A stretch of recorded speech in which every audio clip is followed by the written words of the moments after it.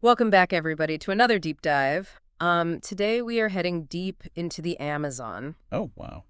Not literally, of course, but through some seriously fascinating research. We're going to be tackling the world of Amazonian shamanism and its potential connection Okay. to, wait for it, DNA. All right. Yeah, and to help us navigate this jungle of ideas is someone who's, well, let's just say an expert at connecting the dots between seemingly unrelated fields. Welcome. Well, thank you so much for having me. I'm really excited to dive into this topic. Yeah, this is going to be a good one. Yeah, Our main source material for this deep dive is Jeremy Narby's book, The Cosmic Serpent, DNA and the Origins of Knowledge. it's a classic. It is, and it really dives deep into how indigenous knowledge might actually intersect with modern science. And honestly, it'll probably make you question everything you thought you knew. Absolutely. It's But a real mind bender. it is. So let's jump right in. Have you ever wondered how indigenous cultures, especially those in the Amazon, gain their incredible knowledge of plants and medicine? Yeah, it's a question that has puzzled people for centuries. It really is. I mean, think about it. They don't have labs, they don't have fancy equipment, yet their knowledge of the rainforest's pharmacy is incredibly precise. I mean, it's even used by pharmaceutical companies today. It's amazing. It is, and Narby's work, which is based on his own experiences and research, suggests a possibility that might sound a little crazy at first. I'm intrigued already. Okay, so Amazonian shamans claim they learn about these medicinal plants through the use of ayahuasca. Ah, ayahuasca, a hallucinogenic brew. Yeah, and it's not just a general sense of like plants are helpful. We're talking about incredibly specific knowledge. Right. Narby even shares a story about an Ashaninka man who learned about a plant that could cure a specific deadly snake bite. Yeah. And he learned this all while drinking ayahuasca and sitting next to the very bush that held the cure. That's exactly what I mean. It's like, how is that even possible? Right. We're talking about knowledge that's empirically verifiable, practical, and life-saving, but acquired in a way that seems to completely contradict our Western scientific methods. Right. It really challenges our assumptions about how knowledge works. It does. We think of knowledge as something you get through observation, experimentation, the scientific method, but this is well different. It is. And Yeah. anthropologists have been studying shamanism for centuries, and they've often struggled to fit it into their existing frameworks. I can imagine. Yeah, they've tried to explain it as mental illness, Oh. social control, or just something untranslatable into Western logic. Okay, so untranslatable, does that mean it's like trying to explain color to someone who's been blind their whole life? That's a great analogy. Like the experience is just so fundamentally different that our language, our way of thinking can't even grasp it? Exactly. And that's where Narby's idea of defocalization comes in. Those stereograms, those images that look flat. But when you relax your gaze, a 3D image pops out. Yeah, those are trippy. Yeah. I could never really get them to work. Well, Narby suggests that maybe we need to apply a similar kind of defocalization to our understanding of shamanism. He proposes that if we relax our grip on our rational Western worldview, even just a little, we might be able to perceive the reality that these shamans are accessing. But is that really how knowledge works? I mean, it feels a bit like taking a leap of faith, right? Shouldn't we be basing our understanding on evidence and scientific principles? We should and we will. Yeah. But remember, science is also about questioning assumptions and being open to new possibilities. And what makes Narby's work so fascinating is that he doesn't just stop at the mystical. He actually uncovers some striking parallels between the descriptions of DNA and the imagery and language used by these shamans. Wait, DNA as in the building blocks of life, what does that have to do with drinking ayahuasca in the Amazon? It's a connection that even surprised Narby at first. Mm-hmm. For example, anthropologist Michael Harner, while studying the Kanubo people, had his own intense ayahuasca experience. I've heard about this. He had visions of these giant reptilian creatures, right? Pretty terrifying stuff. It was, and these creatures told Harner they were the source of all life and existed within all living beings. Years later, when he learned about DNA, he was struck by the similarity. So he's saying those reptilian beings were DNA, but was that connection explicit in his experience or just a retrospective interpretation? It's a good question. Harner actually mentions the connection to DNA in a footnote in his book. He even says that even though he knew nothing about DNA at the time of his experience looking back, those creatures were almost like DNA. A footnote that could revolutionize how we view reality. Okay, color me intrigued, but is there more to this DNA connection than just one anthropologist's vision? There is. Narby points to many examples. For instance, the Dasana people have a drawing of the human brain, but with a snake lodged between the two hemispheres. It's a potent image that resonates with both Harner's vision and the almost universal symbolism of the serpent in many cultures. So are we suggesting that these shamans are somehow seeing DNA on a molecular level while under the influence of ayahuasca? That's a pretty wild concept. It is wild. Yeah. But remember, we're trying to defocalize our gaze here to see the patterns that might be hidden in plain sight. And Narby doesn't just present this idea as speculation. He points to the concept of a secret language that shamans claim to learn through their hallucinatory experiences, a language they use to communicate with the spirits of nature. Hold on, a secret language. So it's not just about seeing DNA, but actually communicating with it? Yeah. Isn't that a bit of a stretch? I mean, how can you have a conversation with molecules? It does sound far-fetched, but think about it this way. DNA, with its four-letter code, is essentially a language itself, a language that instructs the building of all life. And what's fascinating is that this language, this code, can create an incredible diversity of life forms, from the simplest bacteria to complex organisms like us. Okay, I see where you're going with this. So are you saying that the language of these shamans, the language they learn through ayahuasca, somehow mirrors the language of DNA? That's one of the possibilities Narby explores. And he backs it up with some intriguing evidence. He delves into the Yamanawa shamanic songs, which are full of symbolism and metaphorical language. For example, they might refer to a simple object, like a tree, by a completely different name, a name that seems nonsensical at first. So it's like they're speaking in riddles, but there's a deeper meaning behind those riddles. Exactly. Narby discovered that these seemingly random names are actually based on real, albeit obscure, connections between things in nature. It's as if they're seeing the hidden web of relationships that connects all living things, a web that we, with our rational minds, might miss. Wow, that's incredible. It's like they're tapping into a level of interconnectedness that we've lost touch with.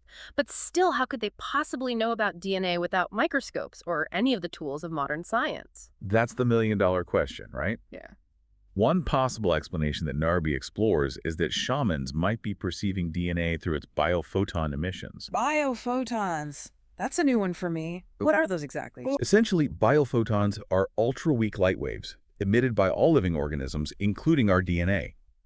And what's interesting about these biophotons is that they're not just random bursts of light, they're highly coherent. Coherent. So like organized in a specific way. Precisely. And this coherence is thought to create the sensation of bright colors and holographic depth characteristics that are often described in ayahuasca experiences. Hold on, are you saying that the vibrant three-dimensional visuals that people often report seeing during ayahuasca ceremonies could be the result of them actually perceiving the light emitted by their own DNA? That's mind-blowing. It is mind-blowing, isn't it? And there's actually scientific research that supports this possibility. Studies have shown that DNA does emit photons in the visible spectrum, and that certain substances like nicotine and dimethyltryptamine DMT, which is a key component of ayahuasca, can stimulate this emission. Okay, so we've got shamans claiming to communicate with the source of life, ancient myths that seem to mirror the structure of DNA, and now the possibility that they're actually perceiving DNA through its light emissions. But why is this so hard for Western science to accept? I mean, it's not like this is some fringe theory. There's actual research being done on biophotons. You're right, there is research. Yeah.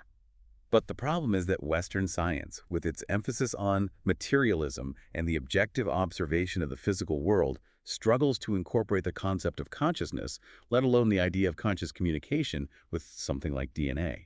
So it's like we're stuck in a box limited by our own way of seeing the world. But if we can step outside of that box even for a moment and consider the possibility that nature might be more than just a collection of inert matter, what new understandings might be possible? Exactly, and that's where Narby takes us next. He suggests that maybe those ancient myths, the ones we often dismiss as primitive stories, might actually hold profound insights into the nature of biological reality. Wait, myths? As in those stories about gods and goddesses and creation myths. You're telling me those stories might be connected to DNA? This is getting more and more intriguing by the minute. It is. And Narby doesn't just make vague connections, he goes into specific details. For example, he examines the Ashaninka myth of Avirari, the Great Transformer. Okay, I'm all ears. Tell me about this Avarere character. Well, Avirari is a powerful being who creates life by transforming things, shaping humans from Earth, and constantly changing living beings into different forms. Sound familiar? It does sound a bit like DNA constantly replicating and guiding the development of organisms. Right, and the myth gets even more interesting. Eventually, Avirari is bound by a strangler vine. He's trapped, but he continues to sustain life. That imagery is incredibly potent. It's almost like a metaphor for DNA's double helix structure, two strands intertwined holding the code of life. Exactly. And Narby points out that these myths are full of such parallels. It's as if they're encoding deep truths about biology in a language that speaks to the imagination and the subconscious mind. So we've got these shamanic visions, these strange songs, these ancient myths all pointing towards a connection with DNA. It's almost too much to take in. But where do we go from here? Do we just accept these ideas on faith, or is there a way to bridge the gap between these seemingly mystical experiences and the rigor of scientific inquiry? It's a good question. Where do we go from here?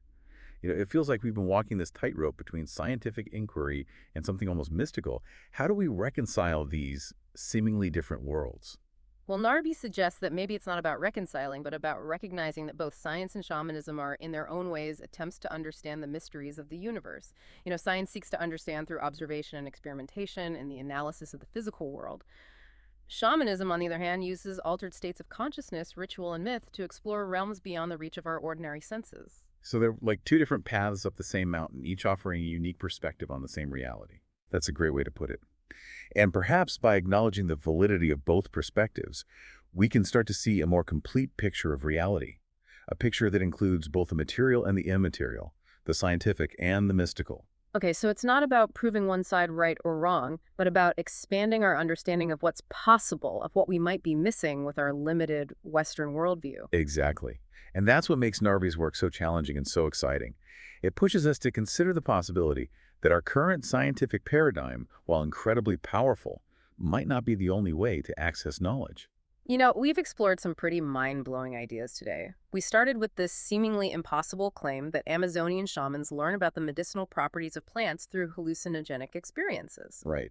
And we saw how anthropologists have struggled to fully grasp the significance of shamanism, often dismissing it as primitive superstition or mental illness. Yeah. Then we encountered these incredible parallels between shamanic imagery and the structure of DNA, along with this idea of a secret language that shamans use to communicate with the spirits of nature. We even delved into the scientific research on biophotons, exploring the possibility that shamans might be perceiving DNA through its light emissions. And we saw how those ancient myths, the ones we often relegate to the realm of folklore, might actually contain profound insights into the nature of biological reality.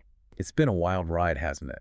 But what I find most compelling about Narby's work is that it's not just about presenting a bunch of fascinating ideas. It's about inviting us to change our perspective, to consider the limitations of our own ways of knowing, and to embrace the mystery that lies at the heart of existence.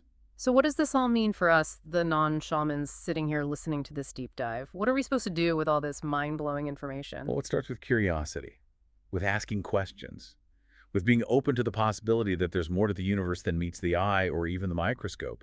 It's about recognizing that there might be other ways of knowing, other forms of intelligence, other dimensions of reality that we've yet to discover. It's almost like a call to adventure, isn't it? To step outside of our comfort zones, to explore the unknown, to embrace the mystery. It is. And who knows what we might find when we dare to defocalize our gaze and look at the world with fresh eyes. Well, on that note, I think we've reached the end of our deep dive for today, but it feels like this is just the beginning of a much larger exploration. It certainly is. And I encourage everyone listening to continue exploring these ideas, to read Narby's book, and to see where your own curiosity takes you. Thanks for joining us on this mind-bending journey into the heart of the Amazon. And until next time, keep diving deep.